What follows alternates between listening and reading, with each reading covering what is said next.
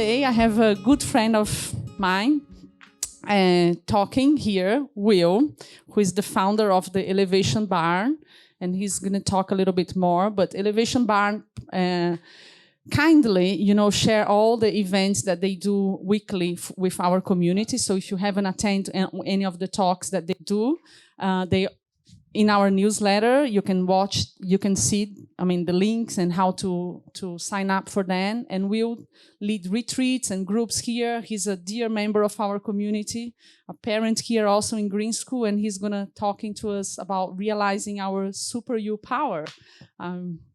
Welcome, Will, please. Awesome, thank you. All right, just a quick show of hands. Who's been here longer than 10 years? Just so I can get a flame. Time to leave. More than 5 years. More than 5 years. The lady in the audience, second lady. And who's been here longer than 2 years? So the newbies. Who's been here for like a year? Okay, great. So I'm a longie as well. I've been here 11 years. We took a break in between, and I came here from New York. I came here from New York as a ad guy that was working on big branding advertising campaigns with probably everything that you're looking at or handling or often consuming. A fun career, extremely dynamic career, but one that sort of I realized with life was a habit.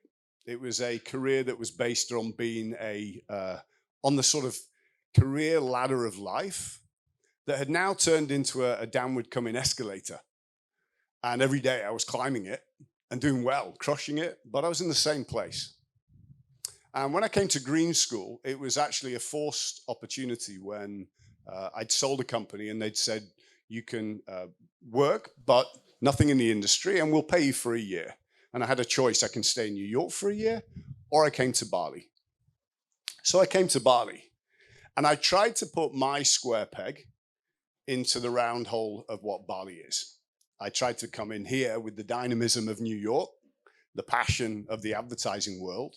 And I also came here with the ambition to restart a very emotional and also dear dream of mine, which was to relaunch my father's candy company. My real father died when I was 6 months old. And he was the real Willy Wonka.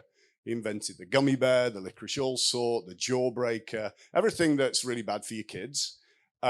He kind of did. In fact, it probably killed him because he got cancer from sugars, intestinal cancer, and within 6 months he passed away. So I thought, well, I'm here for a year in Bali. Look at all these beautiful coconuts, all the incredible palms. Maybe I could reinvent the candy business with healthy sugars. So for a year, I've met one person after the other saying, this is what I'm doing. And then, yeah, I'm doing that. Or no, you can't get it here. And it was wall after wall. And I was quite shocked. And what happened after 2 years, I gave up on the dream. I gave up on the ambition. And I climbed back over the wall that I just dug under. And I went back to lead another global advertising agency. And this sat really deeply within me. It sat within me from a sad point of view that I had this incredible opportunity, like many of us have here, of reset, of the opportunity of coming to a new place to reimagine and then relaunch the balance of what was the real me, what was the super me. And realistically, the super me wasn't the ad guy in New York. It was the creative. It was the person that cared for people. It was the person that wanted to make a difference in the world other than selling shit to people they didn't need. And I was really good at that. So that set a real ambition. And my ambition was, with time, to work out how I could solve something that wasn't being solved. How could I help people celebrate their true self as I would a product or service in the ad world, and let them see their true self so that they could propel, not with more power and more impact of a capitalist world, but more balance and stability of what was important to them. And I was delusional in the sense that what was important to me was the corporate world, business. What I've realized, and with time, is There are 8 different dimensions of our lives that we really need to be engaged with. How are we spiritually or physically or mentally? How are our relationships? Not just with our partners, but with our kids or with our friends. How are we looking at our health in all different dimensions? How are we looking at this holistically? And I tried to get on this bandwagon while I'd climb back over the wall to do the ad world. But I was living this world. I was doing more courses. I was doing more experiences, more areas of exploration. But all it was doing was putting more stuff in the backpack of my life experiences. And the older I was getting, the heavier it was getting. And it was actually hard to actually realize what were the wings underneath, because I was cocooning this layering. People that I knew when I grew up knew the boy then. They didn't know the man that had been through the life in New York and all the different worlds there. The people that were in New York didn't know the little boy. They didn't know the boy and what made him happy. They knew the guy that they were employing or engaging, and the cocoon of the layering or the super cloak that I'd created of what I could sell or do in business. And that was just getting exhausting. It was like taking coffee hits. And what I realized with time, I was getting away from who the true I was. So, why the elevation barn? I was frustrated, and honestly, the story started where I was in a bar. It's not a good start for a story, but usually a good night. So 11 o'clock at night, and I had 6 friends that were frustrated of where they were going, all successful in their different realms, be it one owning a motorcycle dealership, one a stay-at-home dad, one doing different elements of life. And I said, I want to host a thing at the weekend called Sort Your Shit Out, because I'm kind of bored of you all whinging, and you're probably bored of me whinging. And I took the process that I would apply to a clicker with Logitech or with a phone, things that were making you fall in love with it, to see if I could re-engage what fell in love with you in your life, how you could be your true elevated self. And it worked, because on day 2, the shit I thought I was sorting out for them, I realized I was sorting out for me. I also realized that the friends that were standing around me were now standing straighter, were feeling more confident, were also feeling that they weren't alone, that they were empowered with what they could do.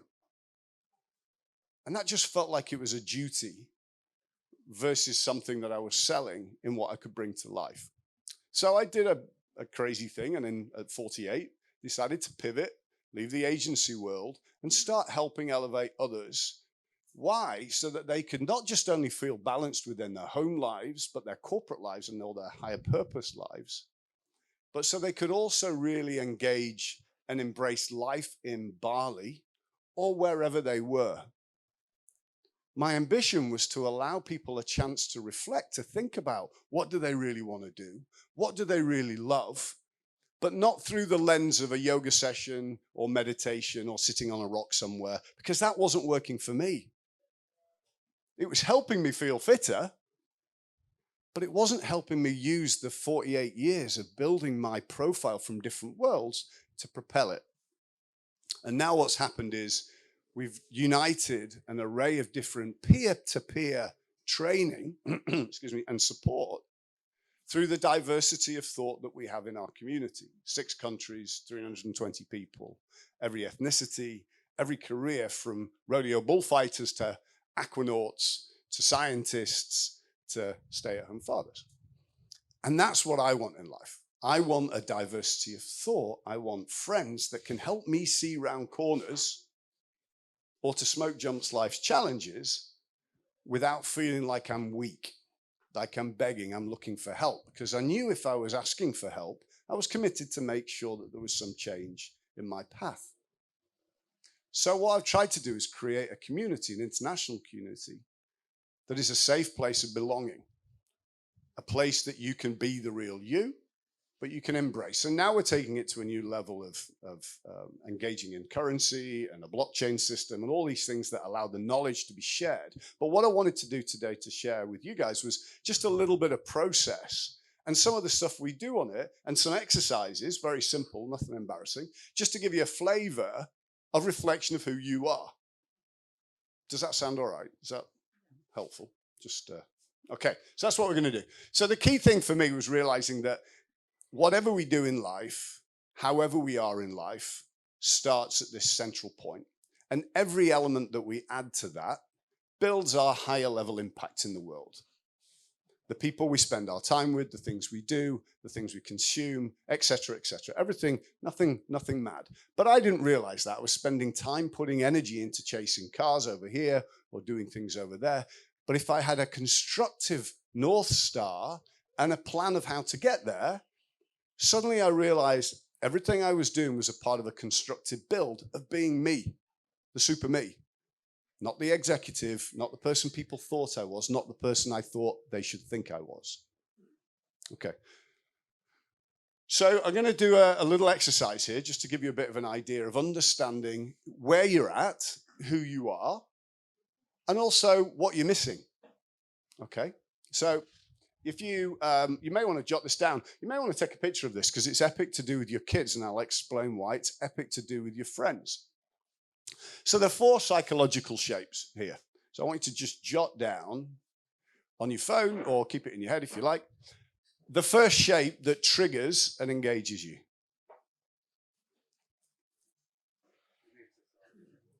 Say again, sorry. So are you, your first shape, is it a triangle, square, squiggle, or circle? All right, everyone got that? Okay, great. Now I want you to pick your second shape. Got it. And then I want you to pick your third shape. And the third shape from the 2 remaining should be a shape that you kind of long for or wish there was more connection to. Okay? All right.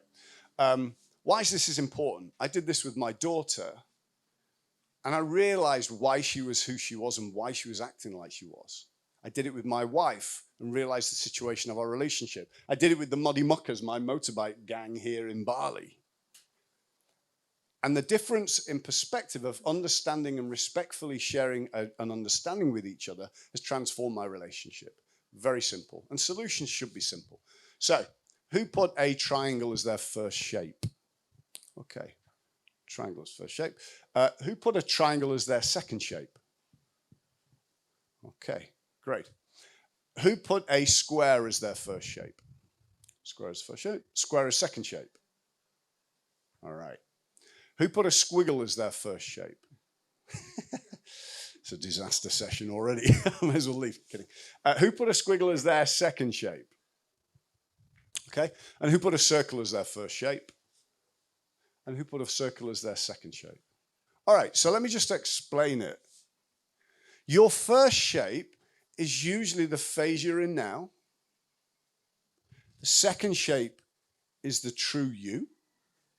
And your third shape is the aspirational area that you're kind of missing and you need help with, a bit of support with. Make sense? First, now. Second, who you are. And third, what you're missing. So the first shape is a triangle. Who put triangle as their first shape? So triangles at the moment may be in a point of trying to organize shit, get things sorted out. They're having to take a leadership position and they're trying to plow into it to get things sorted. So usually a point here, you can be slightly disruptive if it's your first shape because it's like the tip of a spear. It's a bit pointy. There's less padding on it. It's a bit more dynamic and you're trying to get things done. If it's your second shape, it means you're naturally a leader. You're very comfortable leading. Who puts second shape? Second shape. You're naturally a leader. You like, if I was going to say, I'm coming in to paint your bedroom, I'm going to do it blue, that irritates the pants off you. If I'm coming into your bedroom and say, there's several different colors that we can look at, now you're relieved because you're in control and you have choice. The triangle is the more dynamic. There's less padding. If you're doing a meeting with Luke on an investment of a great idea, get to the point.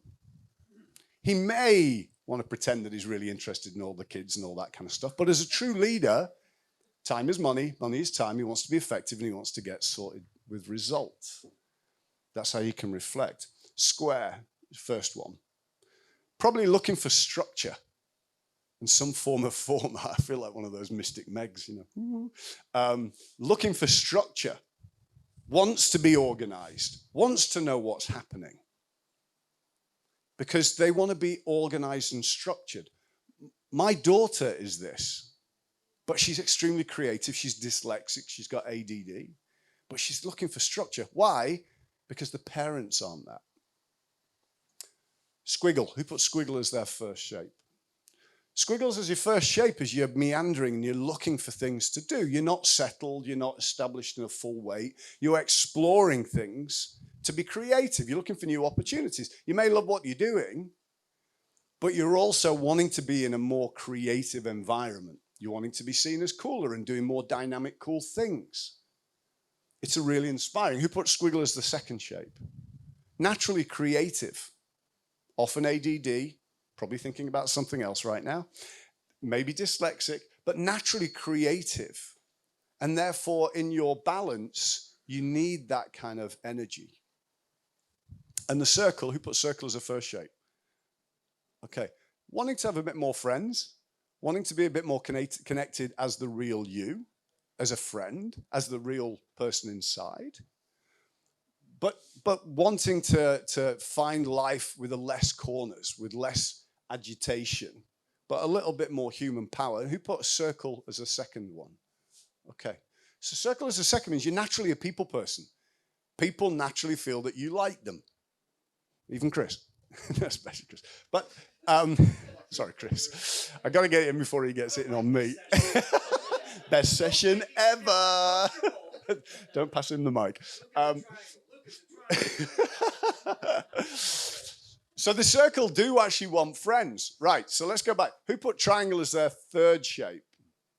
Okay, they want more leadership skills, but naturally they may be a bit more creative and they don't get to the point and they meander because they're exploring, but they want that. So you may not need to go and do that yourself. You partner with somebody is that. And then you're relieved that they do the bit that you want, but you're not really good at. Square? Right. Is somebody that is systematic, right? And people that are running things, entrepreneurial, people person, creative, they kind of wish they were a bit more organized.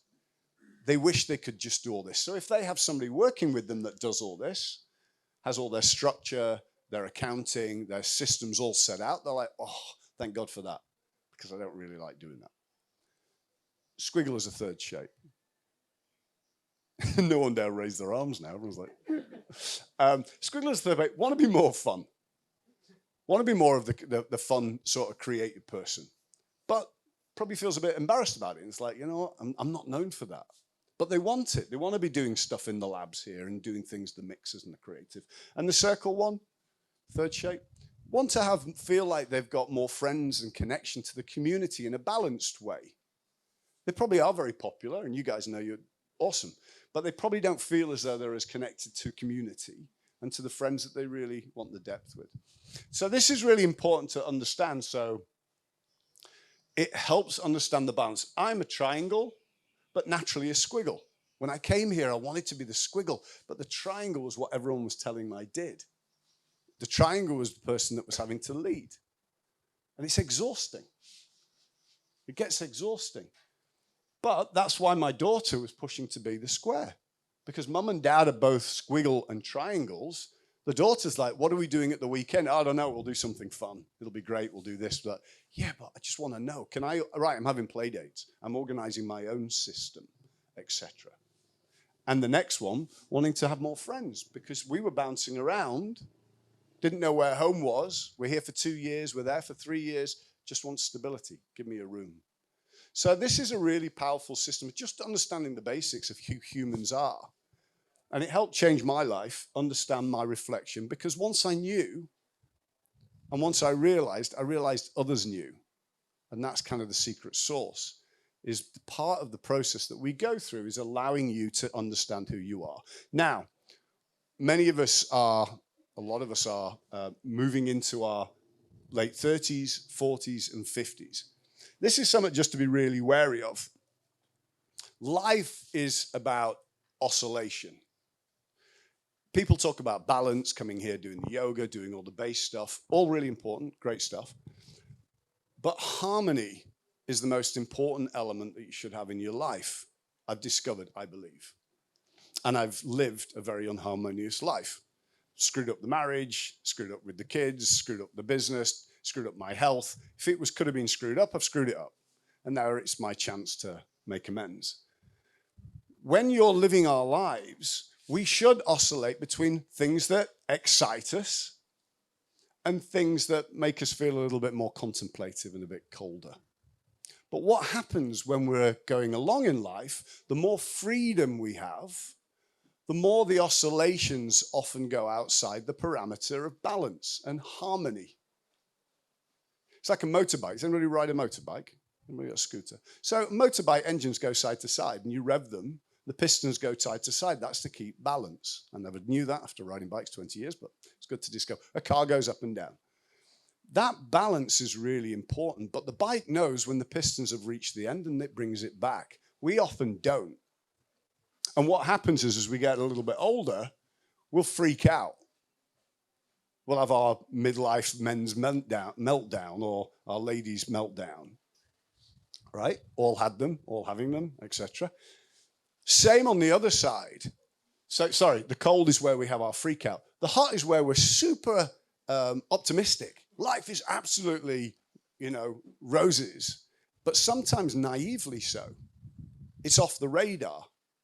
And you think you can do stuff that you can't, like that football game against the kids on the beach. And then your back's gone and your leg's gone and all those kind of things. The critical bit is to embrace that we oscillate. We should have highs and peaks all the time. But what we should know what to do is how to cool it down when we get too hot and how to heat it up when it gets too cold. Many of us realize that we can get a bit hot-headed or we can get over-optimistic. But the higher the swing, the lower the swing the other way. So the more passionate and optimistic you get, the deeper the depression or the downside can be. So key of understanding you and being the super you is understanding how to heat up or cool down those systems. And that applies to everything in our lives.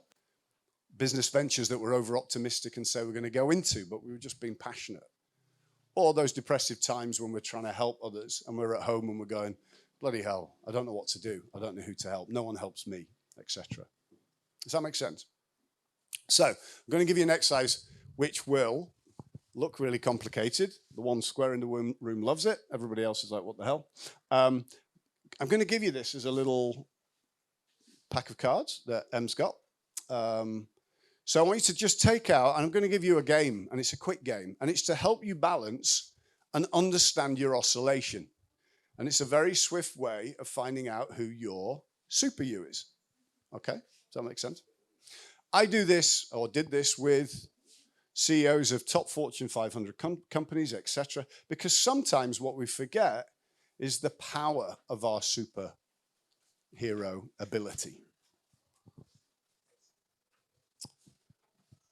Okay, do we have anybody tapping in? Anybody zooming in for this?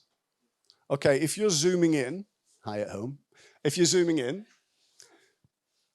I'll run through the system on the cards, and as long as you can see this, the process of elimination is exactly the same.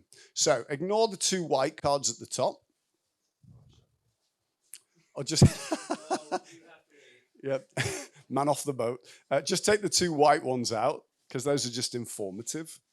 And the rest you can take out of your little sleeve so you can access them. So turn it to the side that just has the title. Got it? Everyone got a title card? Well done, Chris. The other side. Top of the class. So those on tapping in, what you do is you look at the first description of a superpower, and then you look at the second card that's in line, and you decide which one you associate with more. Okay? So if I'm looking at complexity busting, and I'm comparing it at provocation, I will decide which one is more my superpower. Am I good at provoking solutions and action, or am I good at finding the needle in the haystack and finding the solution to complexity? Which one associates me more? And the one that doesn't, you put it aside.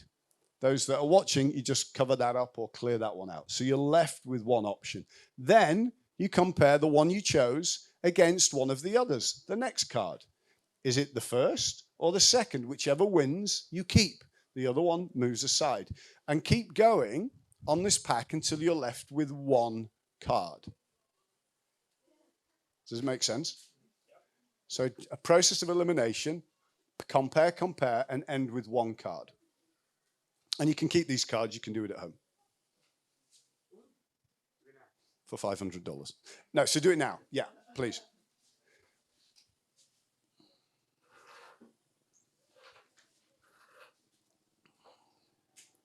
If you don't or unsure about the title, the back of it is an active descriptor of showing how you apply that title skill.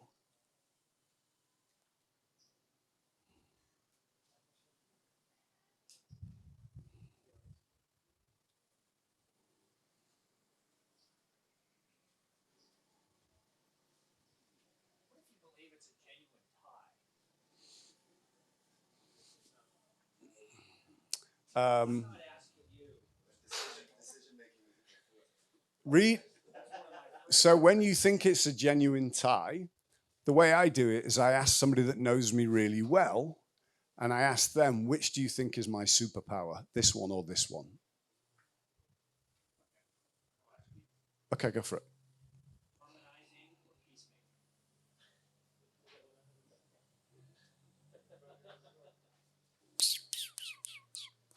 I wouldn't know, Chris, and maybe we can compare notes on this, as much a peacemaker, but you do like the harmonizing. Does that make sense? Yeah. So just often reflection, spectacular. Do this with your partner. What do you think my superpower is? It's when you get to the end and they haven't picked any that it gets a bit concerning. Where's the idiot card? I don't see that in here. The blank one. Fill in the gap. And it should feel a little bit hard. Now, what gets really irritating is the more you do this game, the more you end up with the same card, which is quite a commonality.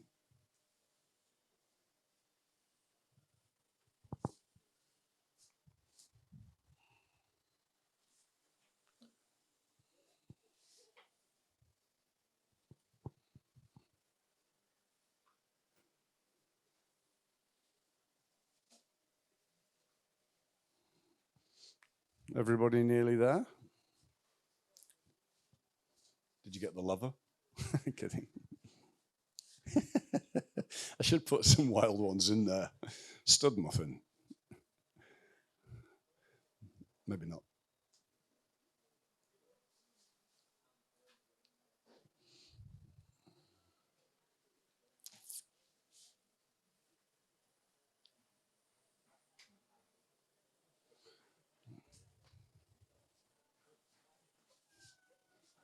Which one did you pick?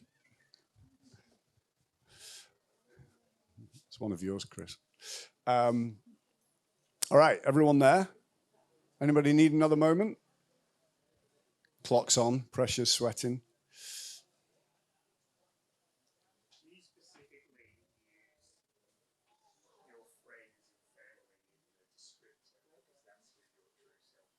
Great question. Do I usually use friends and family in the descriptor? No, when I do the retreats, I purposefully, like say if I'm working with EY, for example, their global group, and reconnecting business leaders to their true self, but it's in a work environment. So I often ask these questions, your team, your teammates. But what I've realized and what I find is more powerful to me is that people are harmonized with their life in Bali, and that's including their friends and family. And realistically, what I missed when I was working, but I wish I had, was my teammates should have felt like friends and family. So I just keep it like that, just to give a dynamism. Does that make sense? Yeah, go for it. Did you want to answer it in two different ways? Oh, I see. Right. Right. So that's a great question. A great point here is it a different answer at work than at with friends and family? If it is a different question at work, it may be that you're not being the true you. You may be being the shape, the first shape you picked, but it's not the authentic guy inside. And that's what I find out I was. I was answering as the triangle, but naturally the creative squiggle wanted to answer in a different way, which is what I would do at home. So great question. Question as well. Yeah. How do you deal with, me wanting to pick something versus me actually really thinking that's what I am? I mean, subconsciously. Yeah, that's where we often go as well. The more that we live and have that backpack on, that cape, the more we think we should do something than we want to do something we know that's right. So when we create a cloak, a persona, like an extremity of a cloak or a persona is like a musician or an actor. They play a part that makes people attracted to them. We often do that. I may not be Sting or Gary or whatever he's called, blah, blah, blah. But I admire that role so much and I'm inspired and my identity is so associated with that. My answers often go and lead towards that thought of expectancy. So that's where you have to be really honest with yourself. That's why, to Chris's question, how do I judge on the fine? If you ask your kids, then, or ask your partner or a dear friend, they'll help you quickly guide to that answer. But that's why you've got to go, right, I need to refocus on who I am because I'm picking different choices. Okay, does that make sense? Everyone good? All right, so everybody online is good? Sure, I'm not leaving anyone behind. Okay. I'm going to jump quickly forwards and then I will come back to the questions. Oops, wrong way around. Because this is the aha that you need to be conscious of. Let me just ask you what your superpower choices were first. If you just go around, what was your superpower? Empathy, problem solving, system thinking, peacemaker, vision, harmonizing, vision, harmonizing, energy, harmonizing, peacemaker, creative thinking, pattern mapping, system thinking, energy. Okay. This was the kicker. When I was doing this, and I'd only go this far on the retreat, I get the insights, and obviously you're all extremely talented. You've got these incredible cards. I had a music producer, it's probably one of the world's top music producers, 6 Grammy Award-winning albums and 300 plus bands. And I said to him, I said, what are you missing? He said, I just don't know what my legacy is. I'm like, fuck, you create the legacy for everybody else. So here's the aha. Your superpower is often what you need help with most. So while you may be a great system thinker for others, or a great harmonizer, or great with empathy, you're missing it in your life a bit. Who's helping me with my system thinking? Who is bringing empathy to my life? Why?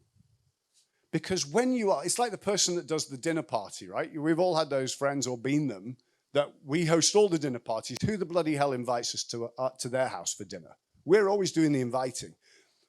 Why? Because if your superpower is what you put out, it's very hard to get it back. It's like a fire hydrant.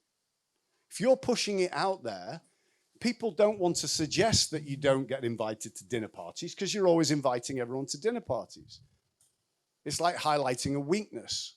If you're really good at system thinking, your preference is to help serve others and give them the system thinking to solve. But then you're like, who's helping me with my system thinking? Where's the harmony in my life? Yeah, I give others harmony. They see me as the harmonizer. When you realize that it's what you give out is what you need back, Like, I love motivating. I love it as a passion. I'm the one at the end of the weekend who's going, who the hell's motivating me? Why is no one helping me? My wife's like, have you ever tried accepting a bit of advice on motivation? Why do I need advice? I'm the master. I'm good at motivating. It's the same with our superpowers. If we realize that what we push out, we need to give it a break. We need to stop pattern mapping for others. We need to stop empathizing with others so that we can receive that strength back. When you realize that your superpower is your nemesis, like a superhero, and also superheroes are also always single, so it may not be the best thing to have a superpower, just note to self. When you're pushing it out, it's very hard to receive, and you become empty. It's like they call that cobbler's kid's shoes, where the cobbler is always making shoes for everyone else, but his kids don't have any. It's natural. And that was a huge aha for me, was I was constantly pushing out, and what was happening is the cocoon, the cape, the false superhero was getting fueled, but the little boy inside was being left behind. He wasn't getting fueled by what he needed. Does that make sense? Yeah? Does it resonate? So when you understand that, you can go back and answer these questions. And I'd love you just to jot these down on your phone or jot them down on a pad. Just so you have some means of engagement. Because the reality is, if you don't embrace and engage the reverse of your superpower, you will tire out. You won't be the true, authentic you with the right amount of fuel and balance. And you won't understand how others can top you up. So, first question. How does your superpower show up when you're with the family? What was your superpower? Energy. So you're probably giving a lot of energy to the family. Do you give out energy to the family? Do you energize everybody? Who in the family energizes you? That's what you're thinking about, right? Thank you for your honesty there. Yeah. It's like I get to a weekend and I say to my wife, what are we doing this weekend? And she's like, oh, I don't know. I'm like, I get pissed. Why aren't we doing anything? Because every time I do book it, you change it because you're the motivator and you want to organize. That sensitivity of thinking, how does your superpower show up with your family? Also suddenly realizes, wow, what happens if I ask them to give the answer from my superpower point of view? Test it at home. Ask them to be empathetic or the system thinking. How are we going to do this? You may get lost, right? But when you actually ask them, you're suddenly giving them your biggest gift. Trust in your superpower. That's massive. That's massive. And they may not get there at first because it's a muscle you have perfected, in my case, 53 years. I know, I look younger. But that's the way, right? Imagine you're going to try and learn something or do something that the other person has been dominant in your relationship for that time. Same in the office if you've got a business. Same with your children. If you're trying to let them be the leader, my daughter's doing the Green School do fabulous things with the kids, as we know, doing talks, and she's doing one on her dog beds. She's like, Dad, I've got to give a talk. Whew. All right, here we go. This is how you give a talk. You could see her going, what? And I had to give her the gift. I'm like, right, how would you give it? And she came from a totally different angle. I'm like, that's genius. I'm actually going to change how I'll give a talk. But you're giving over your superpower. So have a think about that. You should have jotted that down if you would. How does your superpower show up when you're with your family? How does it show up when you're in the work environment? Back to your point earlier, and your point earlier about, am I different at work? Am I thinking in a different way than I'm at home? Answer that question. How does your superpower show up at work? And who on your team is therefore helping you with that? My superpower, as I mentioned, as the motivator in my agency, because I was motivating and doing all the stuff, my trust and my relationship in my partners diminished. Because I always felt like I was driving the vehicle. I was pushing it up the hill. I was the one that was going to take the risk. I was going to go over the wall first to motivate everyone to power forwards. But if I'd have backed off, I'd have realized all the superpowers of everybody else and the harmony of the relationship.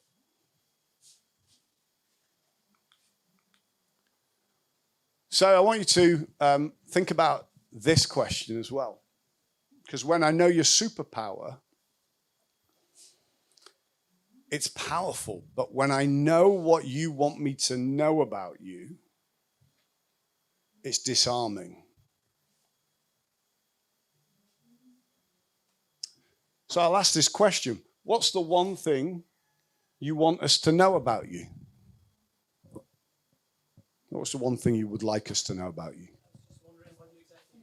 So if we didn't know you and we just met you for the first time when you were in a group and you just joined a community, or even as you're sitting here today, what's the one thing you would like us to know about you? That's a hard one. Anything.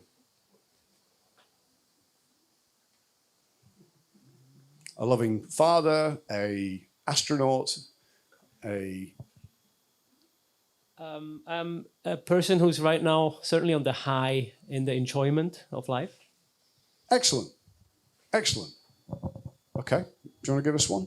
We'll just do a couple and then. What's one thing you want us to know about you? Doesn't have to be time specific. No, not time specific at all. I like change and I like unpredictability. Awesome. And what was your superpower? Peacemaking. Right. Probably has to do a lot of peacemaking. Fuck you. Because he likes change and instability. Right? Now, if you're going into a relationship, or if you're in a relationship, or if to know that, Luke, give us one. What's the one thing you want us to know about you? For the ladies. I do genuinely care about the snowy owls, even though I make a joke about it. Awesome. So while we're taking the piss out of Luke about snowy owls, because he's openly being honest and doing it in a jokey way, because he doesn't know if it's accepted, and probably being a creative thinker, passion person, it gets embarrassing. So understanding what's the one thing you want someone to know about you can just accelerate a relationship and a bond to a depth that we don't think of. When COVID kicked in, I've got 2 older daughters and a younger daughter. And my older daughters came over and they were with us what was going to be 2 weeks for spring break, ended up for 4 months. Spectacular. At dinner on the second night, I said, it's been a while, I haven't seen you forever. I said, what's the one thing you want me to know about you that I don't know now? You've been at university, you've done this, you've got a boyfriend, blah, blah, blah. That was slightly eye-opening and reassuring. Wow, I've accelerated my relationship. So I asked the second question. What's the one thing you don't want us to know about you? You can pass the mic this way. Chris, what's one thing you don't want us to know about you? And usually it's the first thing that popped into your mind that you now don't want us to know about. So you. I am. You really want to say that on this day? I am hyper organized and controlling with kind of my life, and I hold myself in a different standard to other people. So I'm constantly battling with that. Awesome, thank you. Thank you for the honesty. What did you have? Thanks for asking that to me. On the outside, I might look like a very strong guy, but I'm not. Awesome, thank you. Brilliant. What was your superpower, Chris? Sorry. Harmony. So being a super organizer there, he's needing harmony, right? I'm sorry, what's your name? Rob. Rob, what was your superpower? Vision. So he's strong on the outside of going over the wall and going where he's going, but on the inside, who's there keeping him company? Who's giving him that hug and making sure he's strong and right? Right? Do you want to pass it one way and we'll get one more? I was like, don't pass it to me. Just wait for the third question. Kidding. Yeah, so I think it's almost the same thing as the first question actually, but there's a flip side to it because I share your background, Will. I was also working in the ad industry for decades, having the same kind of life and accelerated career, and it felt like a hamster wheel in the long run, selling all this shit that no one needs. Yeah. And I was again really, really good at it. And then changing my life 1.5 years ago, coming here, is like flipping all the conventions and convictions that you have as a person. And it seems really easy, but it's not. No. You know, I've lived that truth for 2 decades, and flipping that to another truth that I believe in seems easy, but it's not. Right. So I think I don't know if it's not something I don't want people to know, but I'm actually struggling with it. Yeah. It's not easy. It's like a complete life flip, and it looks really easy on the surface, and it's taken me 18 months, and I don't know if I'm halfway. Yeah. Awesome. Thank you. And what was your superpower? Harmonizing, I think, like Chris. Yeah. So you're spending a lot of time harmonizing while you're trying to work things out. Yeah, I was actually reflecting a little on that when you said that, you know, you tend to give out your superpower. And I think it's very intrinsic human that you try to give out what you would actually like to get back.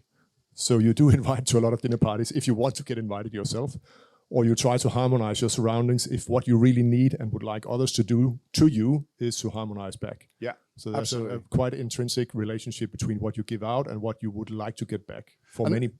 Yeah, and that works with that oscillation as well, that if you're giving out, receive here. Yeah. So that's great. Thank you. All right. So really interesting question. I asked that to my daughters as the second question. My little one said, I'm being bullied at school.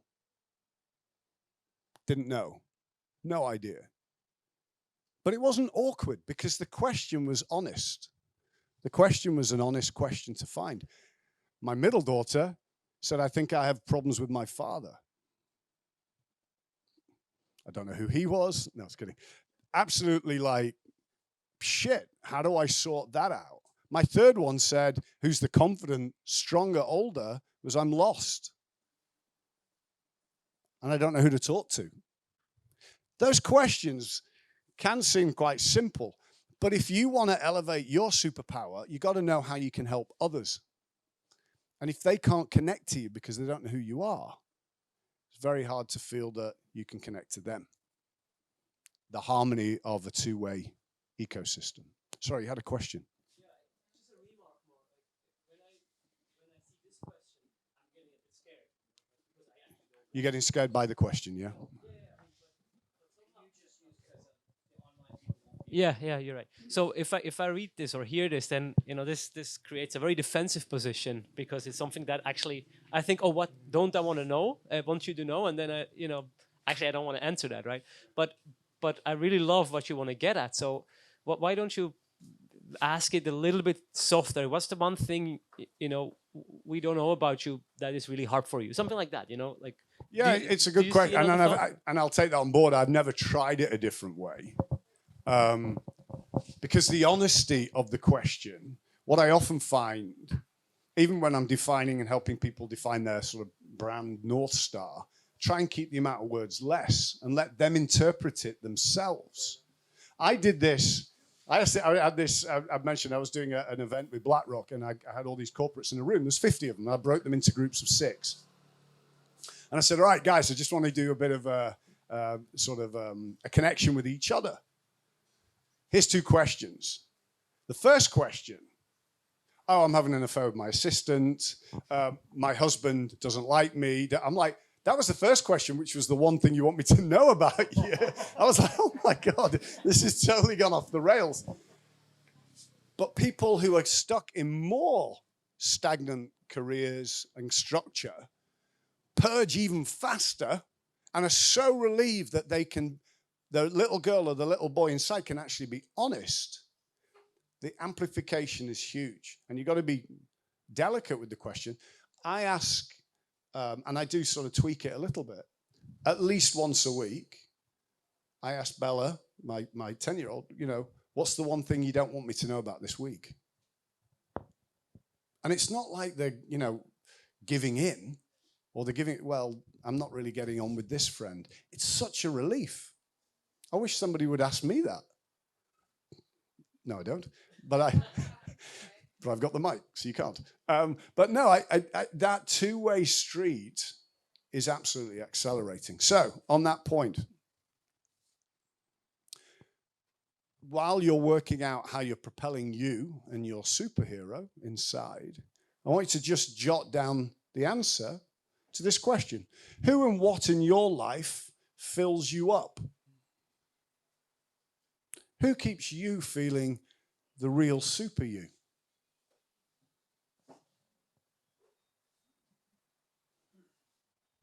You can jot it down. Just jot it down if you know.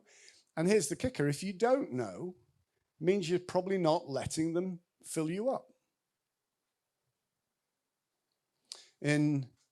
When the dot-com crash, I was in San Francisco, and in the agency world, I was doing a lot of big talks. I was doing talks on design, which was a first career. Super powerfully punctuated. On stage, Philip Stark on stage with him, doing all this stuff on future of design, hotels, and all blah, blah, blah, blah, blah, blah. And I got my Rolex watch. I was in New York, had my Porsche, had all this sort of stuff. Then the dot-com crash happened.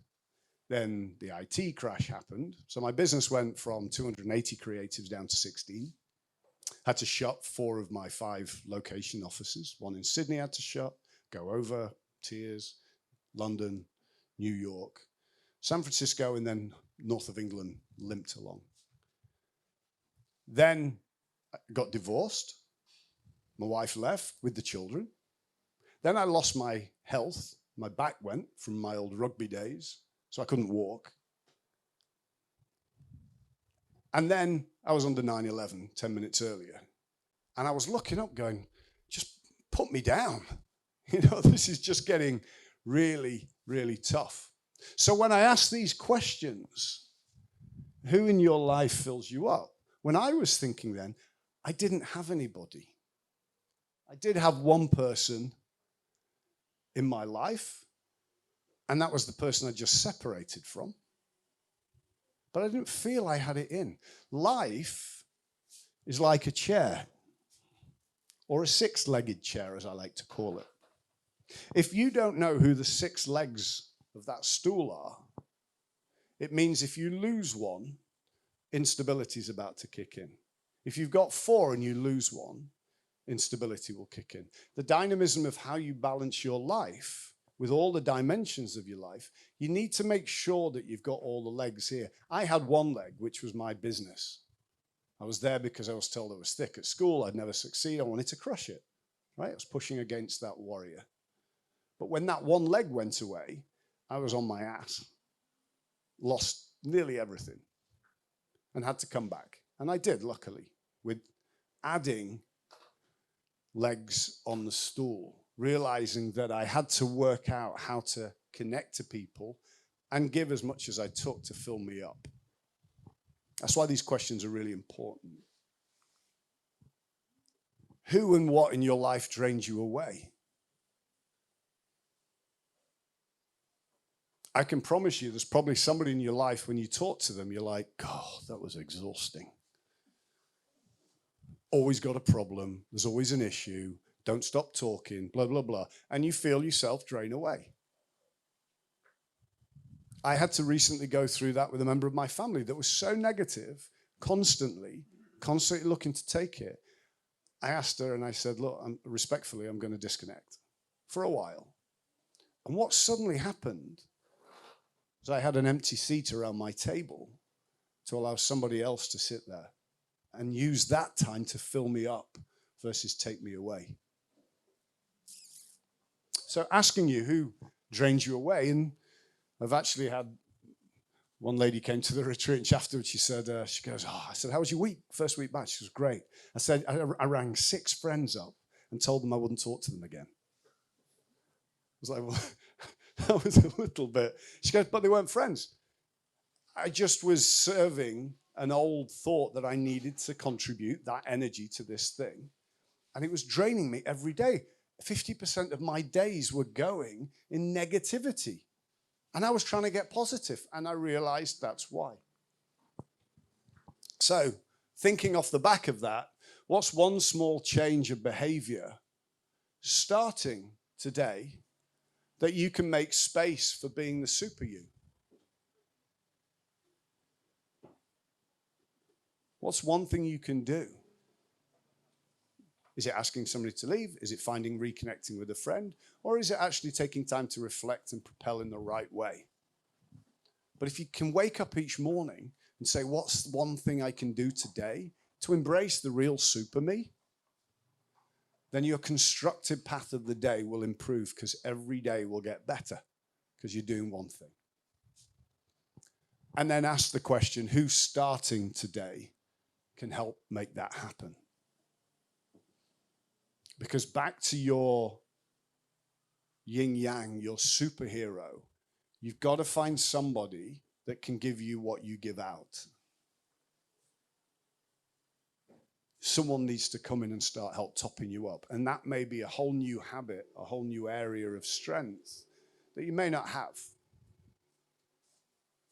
We do the retreats for 6 people because I want people, when they've finished 4 days, to have 6 people that they can lean on, that know what the little girl or boy has been through, that know what the boy or lady or the man who in life or is at this stage needs, so that you can at least start. Because if you don't have it, it's like taking coffee every day where you're filling yourself up with false fumes. And what you will do is you'll go back on that career ladder that's becoming an escalator, and you will do the rinse and repeat every day to stay in the same place. And we all know tomorrow we 1 day less. So my ambition is to help people realize that. So first off is for you. Celebrate you. What's the one thing you want people to know about me? What's my superpower? What's my dimension, my shape of what I do?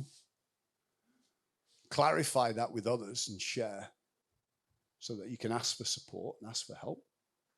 And then commit. Whatever you do, commit. I have a philosophy of committing and then working out. If I can commit and then work it out, I'll get there. If I wait until I've worked it out and then I commit, I often don't start. And that's got me to Antarctica and to Mongolia and all these things where I'm like, I'm in, I'll pay. All right, now I've got to work out. Now I've got to train. Now I've got to do whatever it is. Thank you.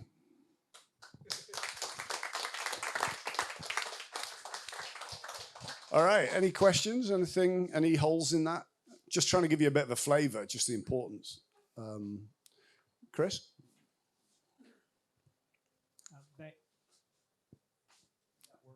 Yeah. Oh, yeah, there we go. Thanks, Will. And so I did. What do you think is creates the disconnect in the first place? Like, what is the base issue? I mean, you talk a lot about the little boy, right? And that's used a lot in different programs and so, like, but like you have ways of resolving it. But what creates this problem that all of us go through in the first place? Do you think? Great question.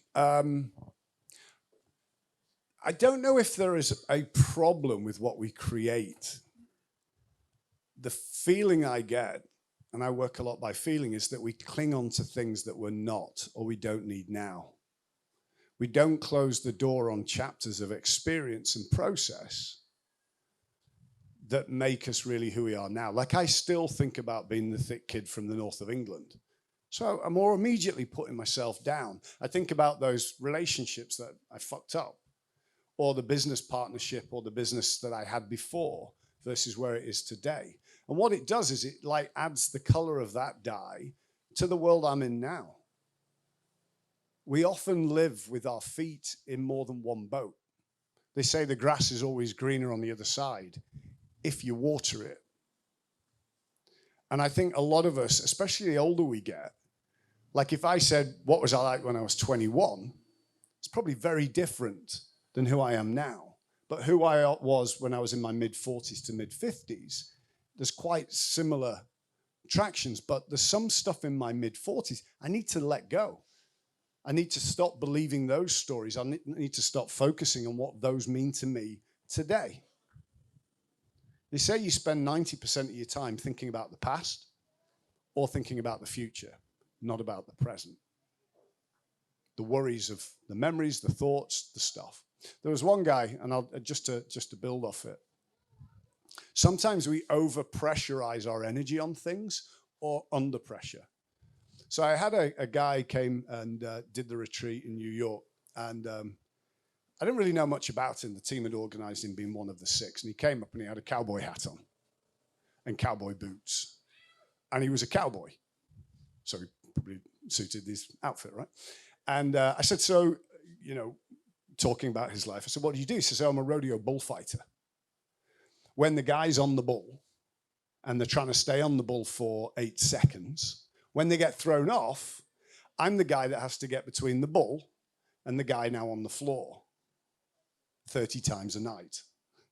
So I'm like, so you're here to think of a different career, maybe, or get medical help. I was fascinated with that because he's working with a habitual process that happens, but he was also thinking about life in a different way. And I said to him, how do you know you're in control of the situation? You've got 4,000 pounds of bull. You're in probably some clown outfit or whatever it is. And your job is to stop that bull, making sure that person's off and down. Here was the kicker. He said, I only know I'm in control of the situation when my hand is on the head of the bull. So I laughed. And I said, what do you mean, your hand on the head of the bull? He said, when the bull is turning to look to make sure the person's off, and they're actually, it's weird, they're cuddling and feeding each other in the back. I went to this bull thing. It's weird. Very different from Spanish stuff. He moves in and he puts his hand on the head of the bull. And I said, well, what's the difference between me as a business leader? When things are happening, I helicopter above and I assess, and then I swoop in and make a calculated decision. He said, yeah. He said, because you're only thinking with everything that you've been taught or know, or you're thinking with your heart, which is emotional. When I've got my hand on the head of the bull, I'm feeling with my whole being what I need to do. We call it dancing. Most people, I think, when we're trying to work out what to do or where to go, try and get on the bull or run away from it and distance it. And when you distance yourself, you're a target. And when you're on the bull, it will only end up in more disaster again. I was thinking about that with my daughters. Sometimes I'll try and over-control the situation, my family. We're going to do this, we're going to do that. And I'm riding the bull, I'm dictating. Or one of my daughters having a fit about something, and I say, I don't understand it. I don't care about your TikTok move. I don't know what it is. I don't get what you're doing. And I will distance. Well, that means I've just taken myself out of any influence or help or support with the situation. So the critical thing when you're thinking about how do you engage with where you are and what you need to do is, have you got your hand on the head of the bull? Are you connected to the situation? We all know it. You have the argument at home, you leave the room. My wife's Russian, so she follows, usually with an axe or something. But if I don't get my hand on the head and sort it out, it does not go away. With the kids, if you distance, now you're going to have a disastrous relationship. With your career, I'm just going to let it go and not connect. What did I love? What do I need? How am I connected? Doesn't mean you have to ride it. Doesn't mean you have to run. But that sensitivity of how do you feel will make all the right decisions on what you should do. The problem goes where you think when you put your brain in too much, it's all about what you've been told or what you've learned in some capacity. Or your heart, where it's the emotional triggers of fear or love that will sway you to act incorrectly. I think that bullfighter was probably the most inspiring leader person that I've worked with for his perspective. And I thought the perspective was super strong from somebody that if he didn't get it right, faced death 30 times a day. Any other question? I'll bring up a monologue. No, we're all good? Yes, Luke. How do you get people like that bullfighter? Like, how do you make your elevation barns interesting in terms of those 6 people and get the diversity there? Have you got guys looking? Do they come to you? How's that happen? Yeah, to be honest, it goes back to being the cobbler's kid's shoes, right? As a brand builder and a marketer, I'm terrible at actually pushing it out there. There's an embarrassment of talking. Raymond came because a friend, his wife did it, and who's a sculptor. Did the King of Brunei's palace with, snow leopards and stuff. She goes, this has just changed my life. You should do it. And he's like, why am I going to do it? And she goes, well, I paid for it. And then he did it, right? Didn't have a choice. It's all been word of mouth. And what's incredible is that's coming now with a real gravitas that we need to take responsibility, because I think, and I know, we're in such a phase of life at the moment that's based around not being good enough, or the instability of community, or the power of peer-to-peer support, that I think that's one of the biggest mental health pandemics, is who do you lean on and how do you help propel you? And so that's actually where we're going to now, is we're going into big partnerships to help. And we call them guides all around the world now, leading groups to help. But we're also doing programming so that you can go through it on a phone. Here's the basic, simple questions. Just ask these questions and be honest, mapping how you can do things, etc. So up until now, it's just been all organic, but and not out of fear, but I didn't want to do something. I didn't want to get involved with something until I'd, like my true nature in the advertising, until I'd gone over the wall and taken the bullets to see if it would work and if it was right. But I never did it as a business. I did it to help. And now so many people need support, me included, constantly. So now we're opening the doors of the barn to make sure that it's a safe place for people to really belong and do it. Like Rajiv, he leads retreats here in Bali. A doctor, a yogi, someone that cares about people, is trained at the highest level, but can actually listen and help reflect. Because that's all it really is helping you answer the question and giving you the camaraderie to then move that into action. I don't want anybody telling me what I should do. I know it. I don't need to do another course, another program, another thing. I just need to take that backpack off so my wings can come out and the true me can be celebrated. And those are often by asking the right questions, which is what we have to do in the branding world. If you're paying me $1 million to launch a new product, I've got to get a result. Same with an individual. Our aim is, and that's why we only work with 6 at a time, is we've got to get a result. How are they leaving with their wings out, backs up, age dropped off, and leaving lighter, ninja-like, not more heavy with this weight and this armament? So, yes. Do you think it's more powerful when you make your commitments to 5 other strangers?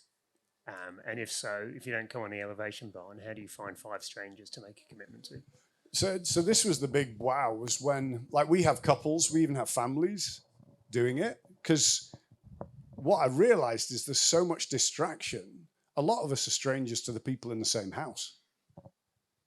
What we do insist, and this is how we do it for the non-corporate ones, we just make sure that nobody does the same job in the same career. Because it's really funny, I went on this boat, this dive boat, and the captain started, it said, it's 15 days. After 3 days, you'll get pissed off, and there will be an arsehole on this boat. To find out who the arsehole is, just look in the mirror. And it was a real reflection of like, yeah, maybe it's me. If you take business out of the equation of helping people celebrate who they are, there is no arseholes. We are naturally awesome. We're naturally diverse in our thinking. We're naturally caring.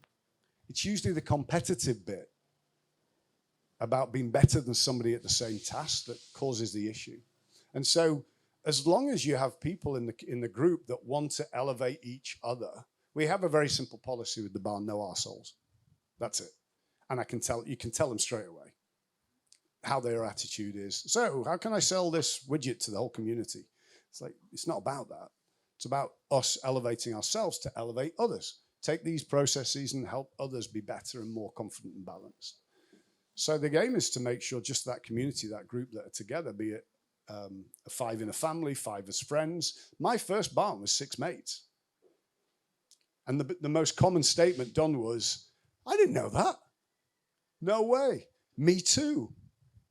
And that's why I think it's really important to have these places of safety to really go deeper and wider. Not to try and find some shit on somebody that you didn't know, but to see the real them. Because the one thing that is the commonality of everything that we've done with the barn is people carry this fake persona, because society and community and business often makes you want to reflect something that they want, not what you are. That makes sense. Yeah, it can be anyone.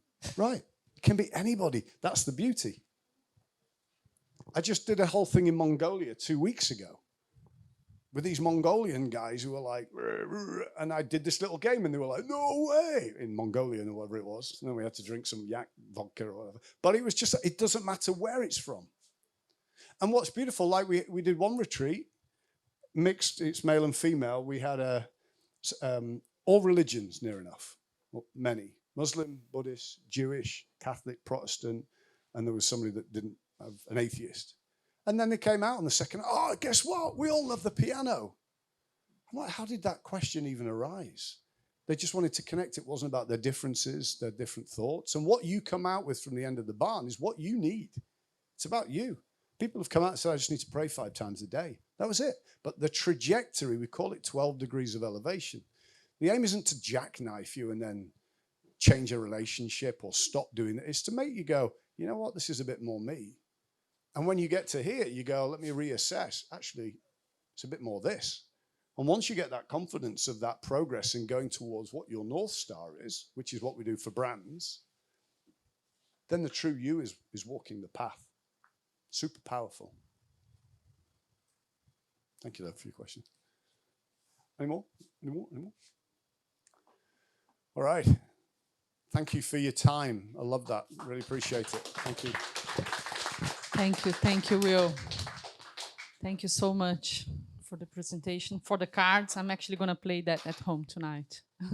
Thank everybody for being here today. See you next week.